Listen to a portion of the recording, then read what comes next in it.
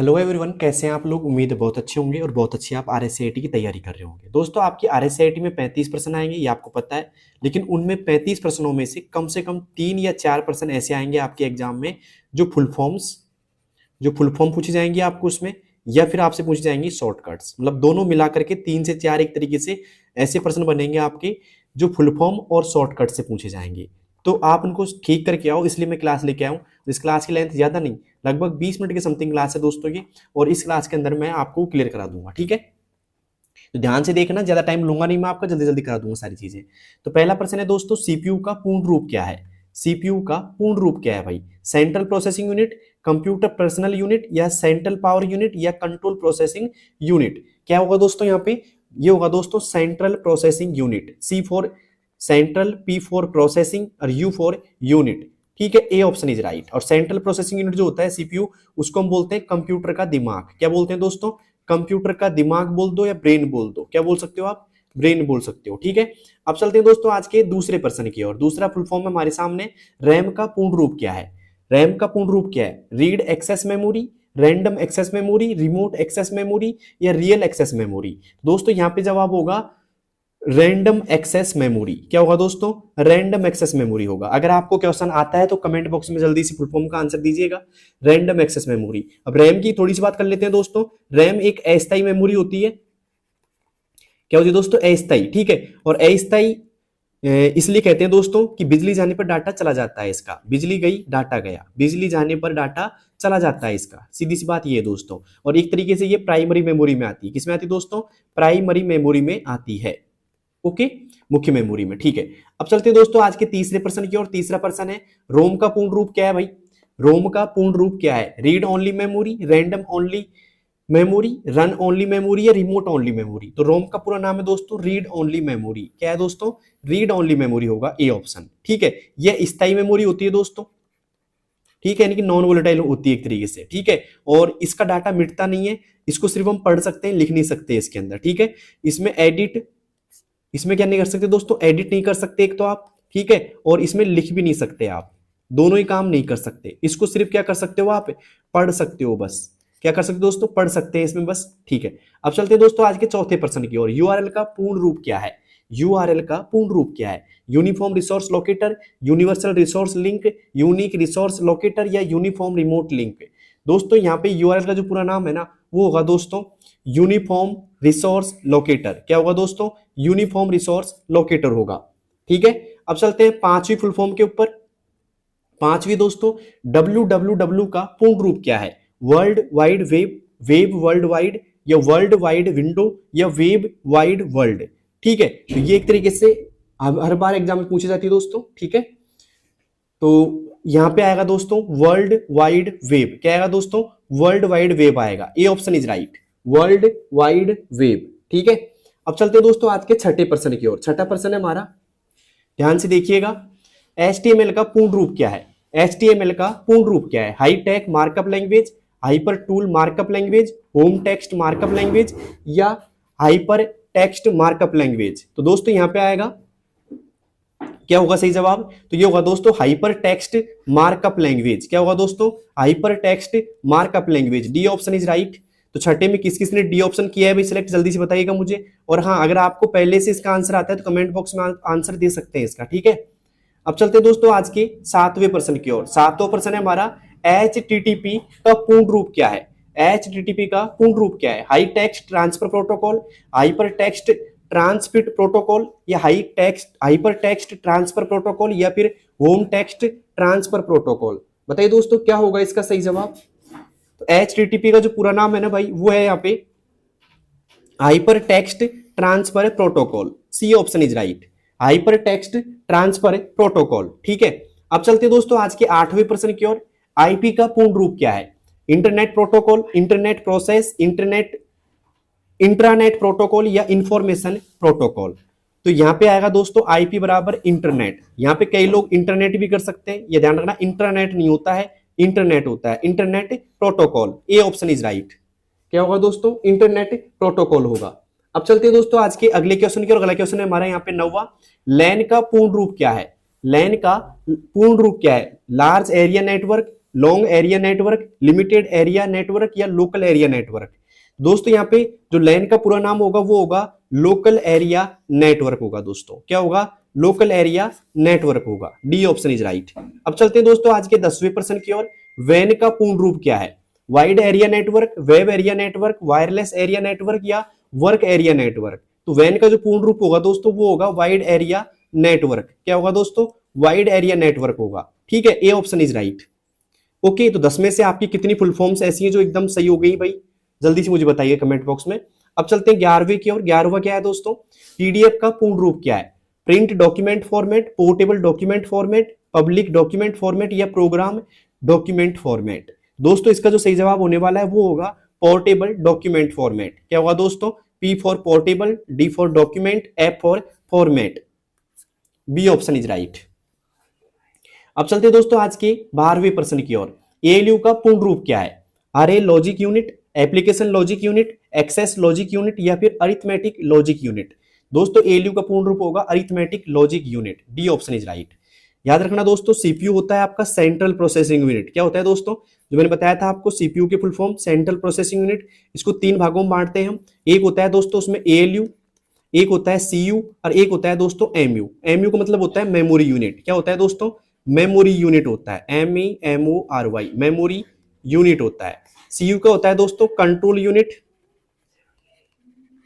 ठीक है, और एएलयू का होता है दोस्तों अरिथमेटिक लॉजिक यूनिट। जो एएलयू काम आता है दोस्तों वो आता है लॉजिक, है ना, लॉजिकल और अरिथमेटिक, एक तरीके से अंकगणितीय या फिर गणितीय गणनाएं करने के लिए होता है। ठीक है, और गणनाएं करने के लिए बोल सकते हैं।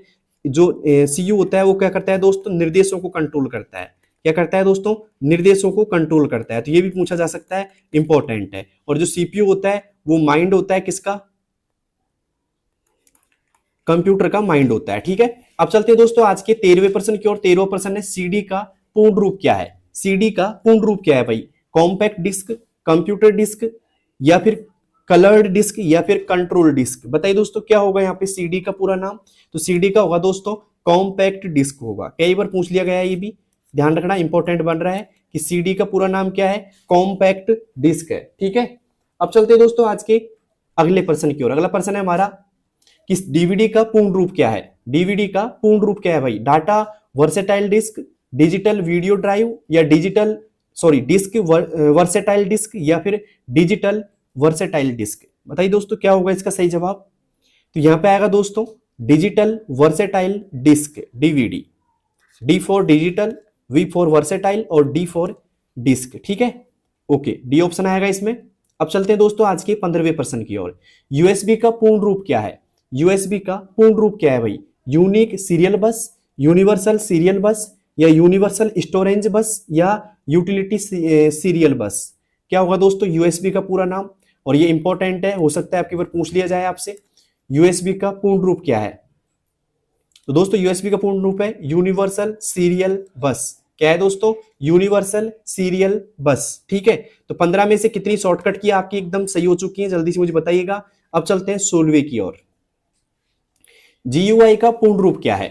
जीयूआई का पूर्ण रूप क्या है? Graphical user interface, general user interface, graphical utility interface या ग्रुप यूजर इंटरफेस? बताइए दोस्तों क्या होगा यहाँ पे जीयूआई का पूर्ण रूप? तो यहाँ पे आएगा दोस्तों ग्राफिकल यूजर इंटरफेस। क्या आएगा दोस्तों? ग्राफिकल यूजर इंटरफेस आएगा। ए ऑप्शन इज राइट। अब चलते हैं दोस्तों आज के 17वें प्रश्न की ओर। 17वां प्रश्न है हमारा बायोस का पूर्ण रूप क्या है? BIOS का पूर्ण रूप क्या है? Binary input output system, basic integrated output system या बेसिक इनपुट आउटपुट सिस्टम या फिर एक तरीके से बात करें बिगनर इनपुट आउटपुट सिस्टम? दोस्तों बायोस का पूरा नाम होता है basic input output system. C option is right. ठीक है, ओके, अब चलते हैं दोस्तों आज के 18वें प्रश्न की ओर। 18वां प्रश्न है हमारा RSCT का पूर्ण रूप क्या है? बताइए दोस्तों क्या है? Rajasthan secondary certificate in information technology, Rajasthan state computer in information technology या Rajasthan state certificate in information technology या फिर बात करें Rajasthan secondary computer in information technology? क्या होगा दोस्तों RSCT का पूरा नाम? तो यहाँ पे RSCT का पूरा नाम होगा दोस्तों Rajasthan state certificate in information technology. ठीक है, सी ऑप्शन इज राइट। ठीक है, अब चलते हैं दोस्तों आज के 19वें क्वेश्चन की ओर। 19वां हमारा एफटीपी का पूर्ण रूप क्या है। एफटीपी का पूर्ण रूप क्या है? File transfer protocol, fast transfer protocol, या फाइल ट्रांसमिशन प्रोटोकॉल, या फ्री ट्रांसफर प्रोटोकॉल। दोस्तों एफटीपी की बात की जाए तो यहाँ पे आएगा दोस्तों फाइल ट्रांसफर प्रोटोकॉल। क्या होगा दोस्तों? File transfer protocol. ठीक है, ओके। अब चलते हैं दोस्तों आज के 20वें प्रश्न की ओर। 20वां फुल फॉर्म में हमारा आईपीआर का पूर्ण रूप क्या है। आईपीआर का पूर्ण रूप क्या है भाई? Internal property rights, international property rights, या फिर इंफॉर्मेशन प्रॉपर्टी राइट्स, या फिर इंटेलेक्चुअल प्रॉपर्टी राइट्स। बताइए दोस्तों क्या होगा आईपीआर का पूरा नाम यहां पे?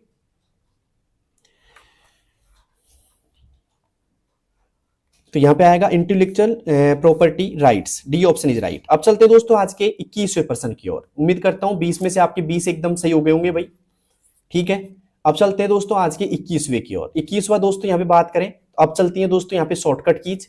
ठीक है, तो एक भाग मैंने लिया था यहाँ पे फुल फॉर्म्स का जो आपको याद हुई होंगी। अब बात करते हैं महत्वपूर्ण शॉर्टकट कुंजियों की। ठीक है, पहला क्वेश्चन 21वां यहाँ पे, एमएस वर्ड में टेक्स्ट को कॉपी करने के लिए किस शॉर्टकट कुंजी का प्रयोग किया जाता है? Control V, control X, control C, या कंट्रोल पी। तो दोस्तों कंट्रोल सी का प्रयोग किया जाएगा। कंट्रोल वी होता है दोस्तों पेस्ट करने के लिए, कंट्रोल एक्स होता है दोस्तों कट करने के लिए, और कंट्रोल पी होता है दोस्तों प्रिंट करने के लिए। ठीक है, चलते हैं दोस्तों आज के 22वें क्वेश्चन की ओर। 22वां क्वेश्चन है हमारा, एमएस वर्ड में कॉपी किए गए टेक्स्ट को पेस्ट करने के लिए किस शॉर्टकट कुंजी का प्रयोग किया जाता है? एमएस वर्ड में कॉपी किए गए टेक्स्ट को पेस्ट करने के लिए किस शॉर्टकट कुंजी का प्रयोग किया जाता है? तो किया जाता है दोस्तों कंट्रोल वी का। किसका दोस्तों? कंट्रोल वी का किया जाता है। कंट्रोल सी का कॉपी के लिए किया जाएगा, कंट्रोल एक्स कट के लिए दोस्तों, कंट्रोल एस हो गई दोस्तों सेव के लिए, सेव फाइल के लिए, और एक आता है दोस्तों सेव एज के लिए। किसका करेंगे? सेव एज का करेंगे दोस्तों F12 का। किसका दोस्तों?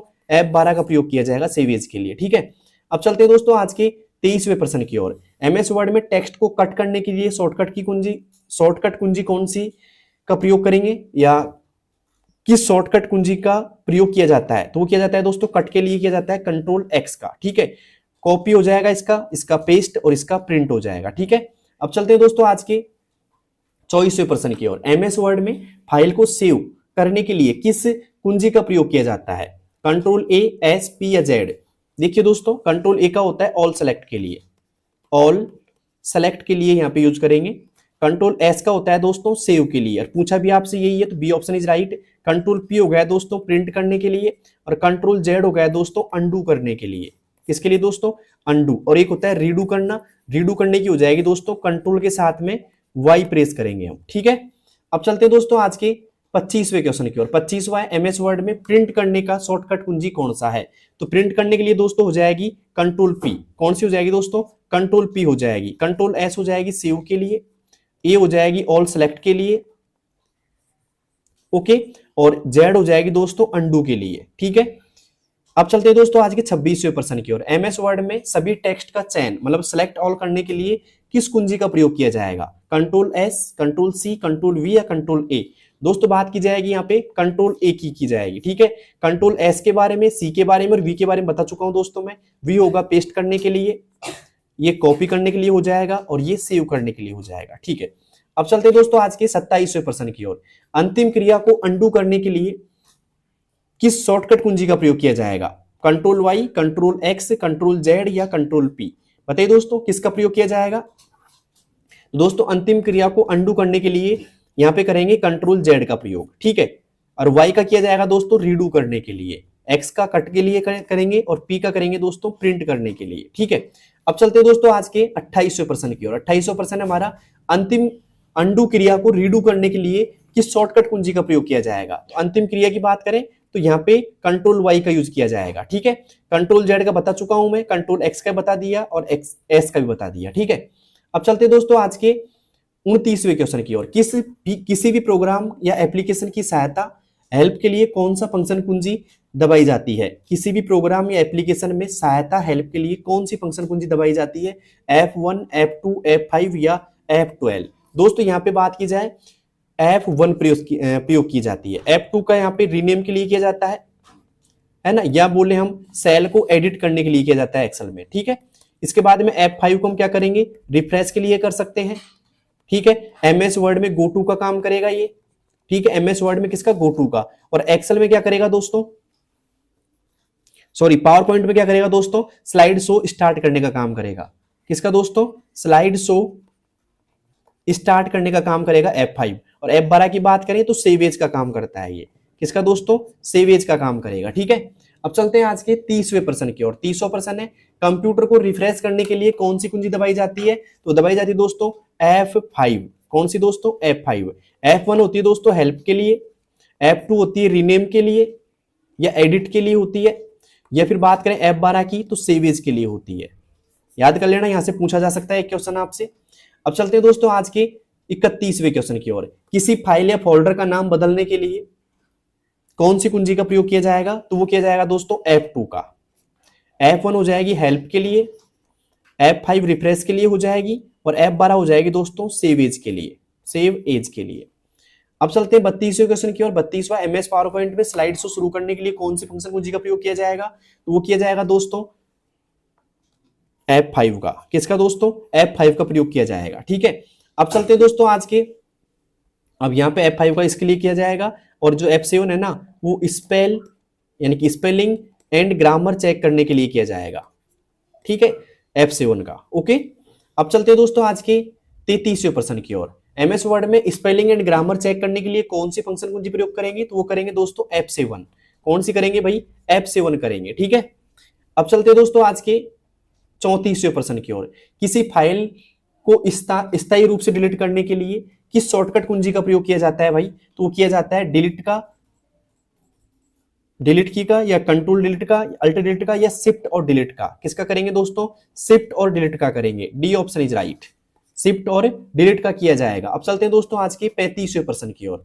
एमएस वर्ड में फॉन्ट डायलॉग बॉक्स खोलने के लिए किस शॉर्टकट कुंजी का प्रयोग किया जाता है, control P, control S, control D या कंट्रोल A।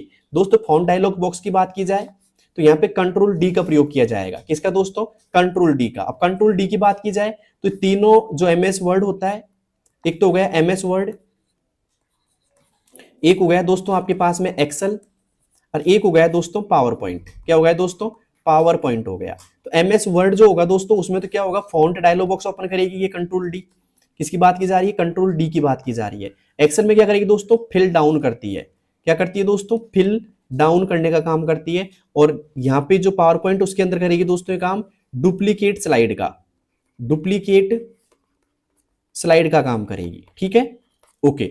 और इसके अलावा दोस्तों मैं बता दूं आपको, मैं यहाँ पे जो अलाइनमेंट होते हैं आपके पैराग्राफ अलाइनमेंट, क्या दोस्तों, पैराग्राफ अलाइनमेंट, यहां से भी क्वेश्चन बन जाता है दोस्तों। ये 4 प्रकार के होते हैं आपके। एक होता है लेफ्ट का, एक होता है दोस्तों राइट का, राइट अलाइनमेंट, एक हो जाए मान लो सेंटर का, सेंटर अलाइनमेंट, एक होता है दोस्तों आपके जस्टिफाई का, ठीक है। जस्टिफाई क्या होता है बता देता हूं, कि शॉर्टकट की पूछी जाए तो आपसे कि जस्टिफाई की शॉर्टकट की क्या होगी, तो देखिए दोस्तों यहाँ पे जो यहाँ पे लेफ्ट की शॉर्टकट की होगी वो होगी कंट्रोल के साथ में एल प्रेस करेंगे। एमएस वर्ड की बात की जा रही है यहाँ पे। एमएस वर्ड में पैराग्राफ अलाइनमेंट कितने होते हैं, 4 होते हैं, लेफ्ट, राइट, सेंटर और जस्टिफाई। राइट का होगा दोस्तों कंट्रोल के साथ में आर प्रेस करेंगे हम। और यहाँ पे बात की जाए दोस्तों सेंटर की, तो कंट्रोल के साथ में आपको ई प्रेस करना पड़ेगा, ठीक है। और जस्टिफाई की कंट्रोल के साथ में आपको जे प्रेस करना पड़ेगा। तो ये शॉर्टकट की भी आपको थोड़ी याद रखनी पड़ेगी दोस्तों, ठीक है। तो उम्मीद करता हूं ये शॉर्टकट की आपको याद आ गई होंगी, अगर भूल गए होंगे तो। और यहाँ से लगभग 1, 2 या 3% आपके आराम से मिल सकते हैं दोस्तों, 1, 2, 3% आपको आराम से मिल सकते हैं इसमें से, ठीक है। तो उम्मीद करता हूं क्लास आपको अच्छी लगी होगी, और ये फुल फॉर्म और शॉर्टकट की क्लास थी। साथ में आप मेरी देखिए मैराथन क्लास, जो मैंने पूरी सिलेबस पे आपको बना रखी है। तो मैराथन क्लास का लिंक मिल जाएगा आपको दोस्तों कमेंट बॉक्स में, आप जाकर के जरूर देखना उसको, ठीक है। क्योंकि वहां से आपको पूरा सिलेबस का एक रिव्यू मिल जाएगा, और वहां से आपके काफी क्वेश्चंस एकदम सही हो सकते हैं, ठीक है।